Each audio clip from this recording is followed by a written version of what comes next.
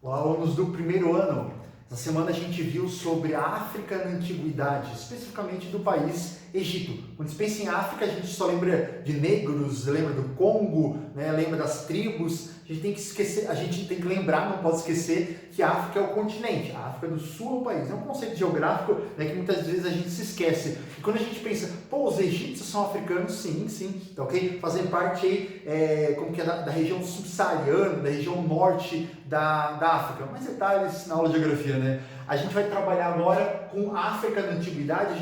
Uma continuação, a gente já viu algumas curiosidades na aula online passada, falando sobre o Egito.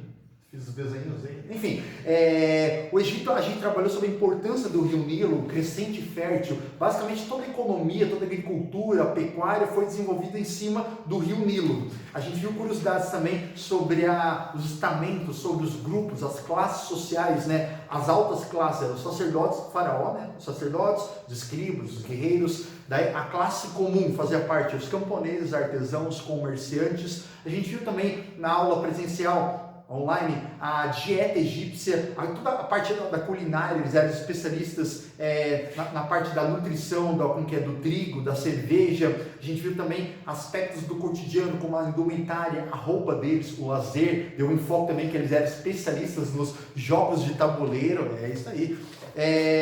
Agora, na primeira parte desse videozinho, eu vou falar algumas curiosidades sobre a religião do Egito Antigo. Quando se pensa em Egito Antigo, você lembra em faraó, você lembra em imortalidade. A gente vê normalmente filmes do Egito linkado à fantasia, essa visão que eles tinham, essa visão mística. A primeira coisa que a gente tem que deixar claro é que, por um período específico, eles eram monoteístas, acreditavam no átomo, no Deus único. Até foi uma revolução social que o faraó queria colocar esse monoteísmo, mas por grande parte da parcela da antiguidade, eles eram politeístas, acreditavam em vários deuses, né?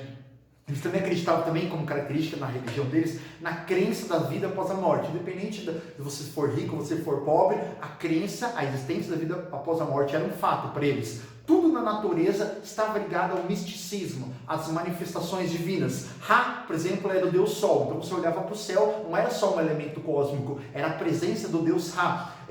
Shu seria o ar. Então eles pediam que os ventos soprassem nos mares, eles oravam ao deus Shu.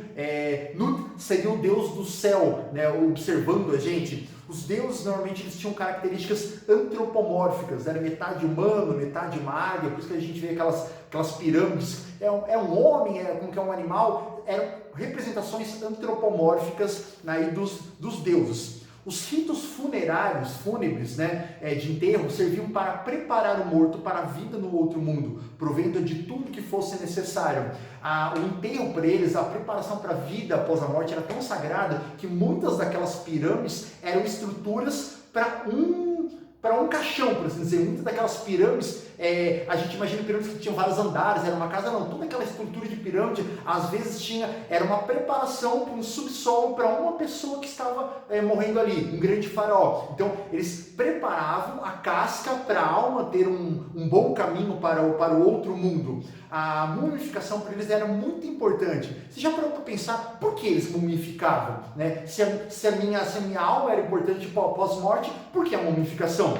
Diz o seguinte: por acreditarem na existência pós-morte, os egípcios buscavam maneiras de preservar os corpos, né, para outra vida. Assim, eles desenvolveram a técnica de mumificação. Então, não somente a alma, como algumas religiões cristãs, místicas, gnósticas acreditavam, mas acreditavam que o meu corpo, como está aqui, iria para outra vida, da mesma maneira. Então, se eu fosse magro, eu iria magro; se fosse gordo, eu iria gordo. Então, o meu corpo seria eternizado junto com a alma. Por isso, a preparação de maneira perfeita, todo aquele ritual com perfumes, essências do meu corpo quando eu morria, porque era esse meu corpo que seria uma decodificação para o outro lado. Como que era feita a mumificação?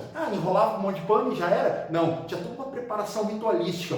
Olha lá. Os sacerdotes primeiro, eles lavavam o corpo do morto com água e essências aromáticas. Eles davam um banho no falecido, retiravam o cérebro, porque o cérebro ele cai por mim, uma das primeiras coisas que deteriora dentro do corpo humano. Então eles retiravam, mas eles não abriam. Imagina, tu aparecer do outro lado na vida após a morte com o cérebro aberto. Não. Então eles tiravam com pinças, com elementos específicos, Pelo nariz, tirava o cérebro, e devagarzinho, um processo que demorava horas. Você tirava o cérebro pelo nariz com finas pinças de ferro e descartava o cérebro. Depois eles retiravam outros órgãos por um corte lateral na altura do abdômen e os colocavam em vasos chamados canopus, que eram deixados ao lado do sarcófago. Todos aqueles vasos ornamentados de ouro, normalmente eles eram enterrados com vários vasos do lado. O que eram esses vasos? Eram os órgãos específicos do corpo deles. Todo mundo virava múmia? Todo mundo era mumificado? Não, a preservação do corpo era essencial, mas a mumificação, claro, era para as pessoas de alta classe.